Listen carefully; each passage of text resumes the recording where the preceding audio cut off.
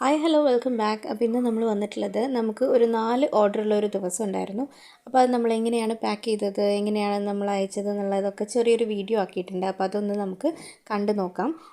പിന്നെ ഇതുപോലുള്ള വർക്ക് ചെയ്യുന്നവർക്കൊക്കെ ഉപകാരപ്പെടുമെന്ന് ഞാൻ വിശ്വസിക്കുകയാണ്. വീഡിയോസ് മൊത്തത്തിൽ കാണാൻ ഇഷ്ടപ്പെടുകയാണെങ്കിൽ ലൈക്ക് ചെയ്യാനും ഷെയർ ചെയ്യാനും പിന്നെ കൂടുതൽ വീഡിയോസിനായിട്ട് ചാനൽ സബ്സ്ക്രൈബ് ചെയ്യാനും വേണ്ടി മറക്കരുത്. തൊട്ടടുത്തുള്ള ബെല്ലൈക്കൺ കൂടി എനേബിൾ ചെയ്യുക. തീർച്ചയായിട്ടും നിങ്ങൾക്ക് യൂസ്ഫുൾ ആയിട്ടുള്ള വീഡിയോസ് ആയിരിക്കും നമ്മൾ അപ്ലോഡ് ചെയ്യുന്നത് കേട്ടോ. അപ്പോൾ നമ്മുടെ പ്രൊഡക്റ്റ് വാങ്ങണം എന്നുള്ളവരുണ്ടെന്നുണ്ടെങ്കിൽ ഡിസ്ക്രിപ്ഷനിൽ നമ്പർ ഉണ്ടാവും, നിങ്ങൾക്ക് വാട്സപ്പ് ചെയ്താൽ മതി. അപ്പോൾ നമുക്ക് നേരെ വീഡിയോയിലേക്ക് കിടക്കാം അല്ലേ. അപ്പോൾ ഇതാണ് നമ്മുടെ 4 ഫ്രെയിംസ് കേട്ടോ. ഇതിൽ 2 നമ്മൾ ഗ്ലാസ്സിലും ബാക്കി 2 നമ്മൾ ഗ്ലാസ് ഷീറ്റിലും ചെയ്തിട്ടുള്ള ഫ്രെയിംസാണ്. 4 A4 സൈസ് ഫ്രെയിംസ് ആയിരുന്നു. അപ്പോൾ ഇത് 4 നമുക്ക് ഒരു ദിവസമായിരുന്നു ഷിപ്പ് ചെയ്യേണ്ടിയിരുന്നത്. ആൻഡ് 3 നമുക്ക് കൊറിയർ അയക്കേണ്ടി വന്നു. ഒന്ന് എൻ്റെ ഒരു കസിൻ ബ്രദറിന് വേണ്ടിയിട്ടായിരുന്നു. അപ്പോൾ അവനത് വന്നിട്ട് രാവിലെ വന്നിട്ട് വാങ്ങിച്ചു പോവുകയാണ് ചെയ്തത്. ഓക്കെ, അപ്പോൾ അങ്ങനെയായിരുന്നു 4 ഫ്രെയിമുകൾ അന്ന് അയക്കാനുണ്ടായിരുന്നത്.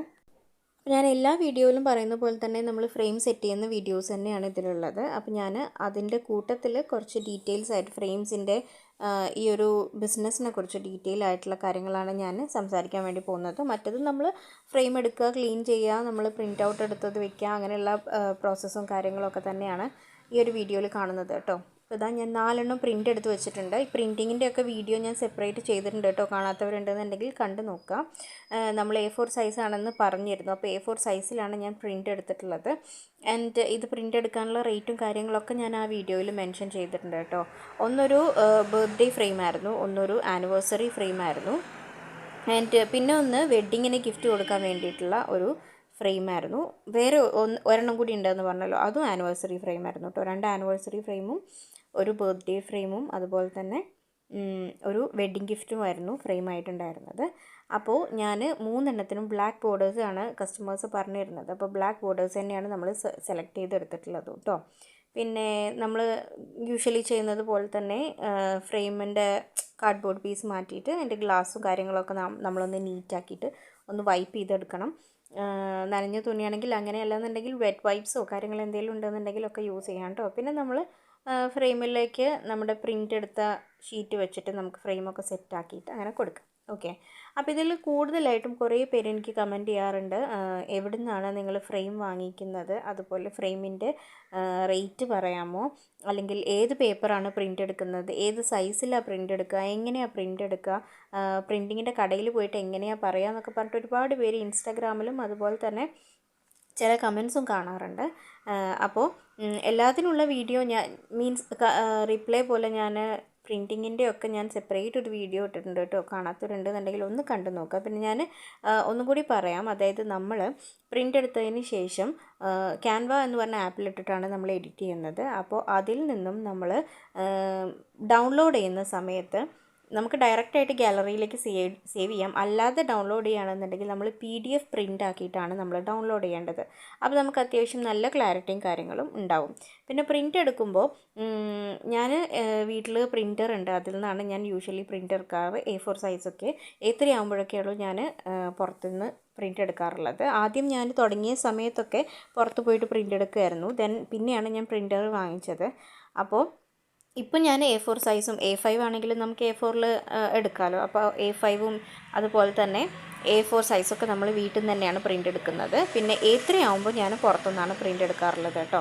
അപ്പോൾ പ്രിൻറ്റിങ്ങിൻ്റെ കടയിൽ പോയിട്ട് നമ്മൾ പേപ്പർ പ്രിൻ്റ് അല്ലെങ്കിൽ നമുക്ക് ഫ്രെയിമിങ്ങിന് പ്രിൻ്റാണ്, നമ്മൾ ഫോട്ടോ പ്രിൻ്റ് എന്ന് ഒരിക്കലും പറയരുത്. കാരണം നമുക്ക് ഫോട്ടോ പ്രിൻ്റ് ആവശ്യമില്ല.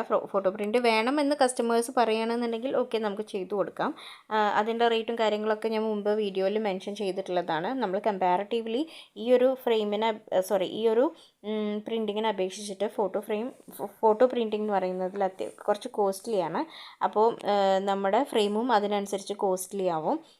പക്ഷെ നമുക്കിപ്പോൾ കണ്ടോ, ഇതിനൊന്നും ക്ലാരിറ്റിക്കൊന്നും ഒരു കുഴപ്പമില്ല. നമ്മൾ സാധാരണ ഫോട്ടോ പ്രിൻറ്റും ഇതൊക്കെ ഒരേപോലെ തന്നെയാണ് എനിക്ക് ഫീൽ ചെയ്യുന്നത്.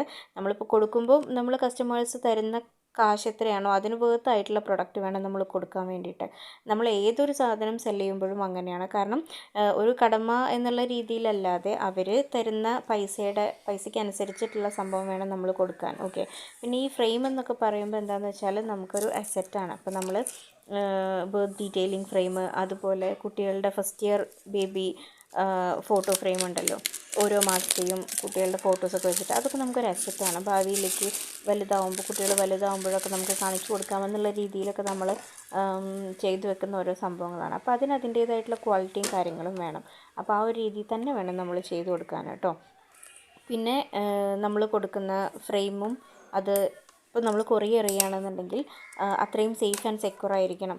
ഇപ്പോൾ ഗ്ലാസിൻ്റെയൊക്കെ ഫ്രെയിം ആണെന്നുണ്ടെങ്കിൽ പൊട്ടി പോകാനുള്ള ചാൻസ് വളരെ കൂടുതലാണ്. കാരണം ഒരുപാട് പേര് DTDC വഴിയൊക്കെ കൊറിയർ ചെയ്യുന്നവരുണ്ടാവും. അപ്പോൾ നമ്മുടെ ഫ്രെയിം പൊട്ടാനൊക്കെയുള്ള ചാൻസ് വളരെ കൂടുതലാണ്. അപ്പോൾ അതിനനുസരിച്ചിട്ടുള്ള സേഫ് പാക്കിങ്ങും കാര്യങ്ങളൊക്കെ ആയിരിക്കണം നമ്മൾ ഫ്രെയിം കൊറിയർ ചെയ്യുമ്പോൾ നമ്മൾ ശ്രദ്ധിക്കേണ്ട കാര്യം. അപ്പോൾ അതിന് വേണ്ടിയിട്ട് നമുക്കിപ്പോൾ ബബിൾ റാപ്പ് ആണെന്നുണ്ടെങ്കിലും അല്ലാന്നുണ്ടെങ്കിൽ തെർമോക്കോൾ വെച്ചിട്ടാണെന്നുണ്ടെങ്കിലും സെക്യൂർ ആക്കിയിട്ട് വേണം നമ്മൾ ഷിപ്പ് ചെയ്യാൻ.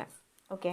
പിന്നെ ഫ്രെയിമിൻ്റെ റേറ്റ് ചോദിക്കാറുണ്ട്. അതായത് ഇപ്പോൾ നമ്മൾ കസ്റ്റമൈസ് ചെയ്ത് കൊടുക്കുകയാണെന്നുണ്ടെങ്കിൽ എത്ര രൂപ കൊടുക്കാം എന്നുള്ള രീതിയിൽ, ഒരു A4 ഫ്രെയിം ആണെന്നുണ്ടെങ്കിൽ നമുക്ക് എത്ര രൂപ വാങ്ങിക്കാം എന്നുള്ള രീതിയിൽ. അപ്പോൾ അത് ഡിപ്പെൻസ്, നിങ്ങളെയാണ് ഡിപ്പെൻഡ് ചെയ്തിരിക്കുക. കാരണം നിങ്ങൾക്ക് എത്ര രൂപയാണോ ചിലവാകുന്നത് അതിനെ ഡിപ്പെൻഡ് ചെയ്തുകൊണ്ടാണ്.